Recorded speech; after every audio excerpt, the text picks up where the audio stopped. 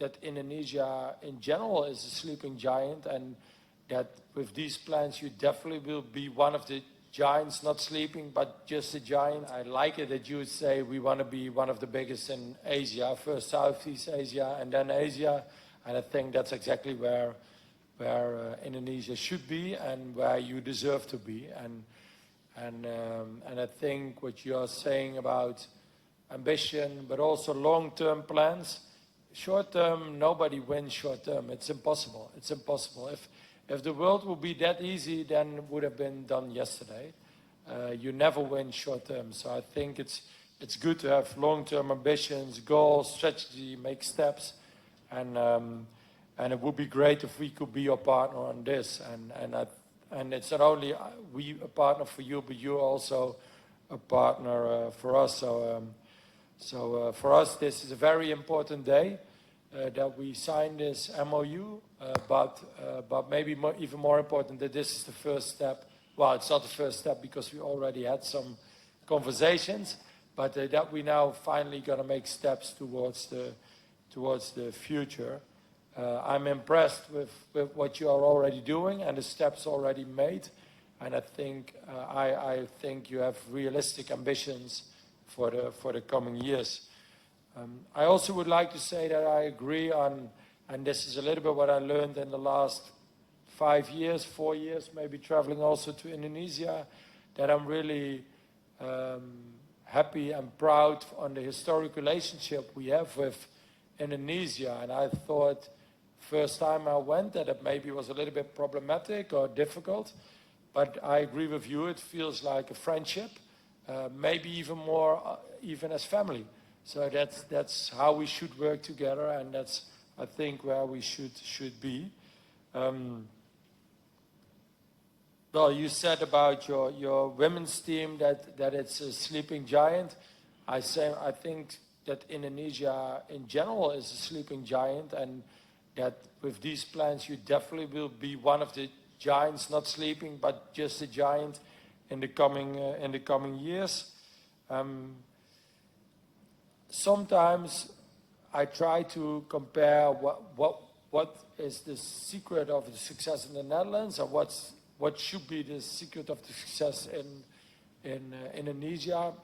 Difficult to compare because we are just a small country, very compact, only 80 million people. We can travel from north to east, south to west, one day easily. If we do a coach education, we say, okay, everybody, on Saturday you are in Zeist, you come by car and you go home in the evening, no problem. Competitions, our biggest talents from the north can play our biggest talents from the south on a Saturday, no problem. So that's difficult to compare.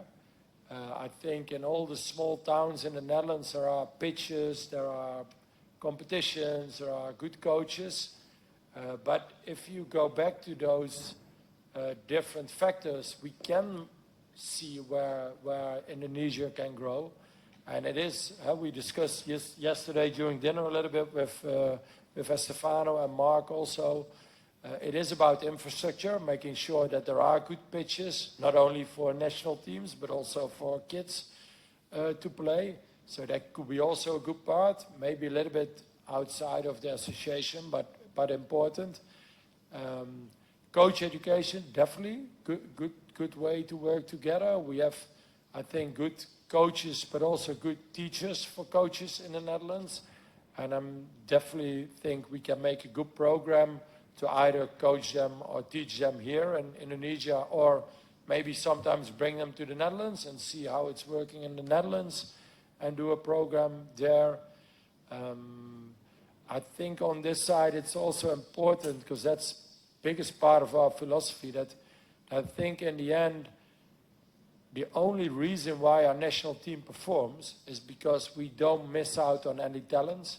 So we have the grassroots football.